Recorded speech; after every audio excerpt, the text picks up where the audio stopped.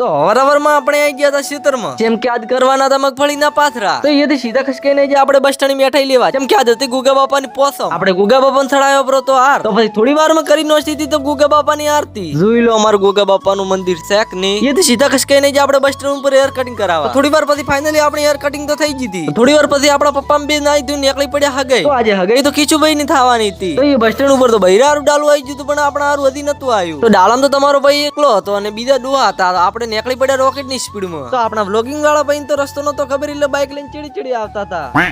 તો એ દઈને તો એ વડલા ને જોવા મળ્યો તો આપણને ગેંગસ્ટર છોકરો. નજર મોહે લાગી રાજા ચોરે બંગલે में ધંધીનો કરો, નકર તમારો બાપ લોનું લીધેલા કારખાના વેચાઈ જશે ભાઈ. તો ફાઇનલી હગે કરવા નથી ઘરે, તો આપણે પહોંચી ગયા હતા. તો આપણી પરંપરાના પ્રમાણે તો સીધું જમવા આવવાનું છે. જોઈ અમારા ગામના છોકરા શેખ ને.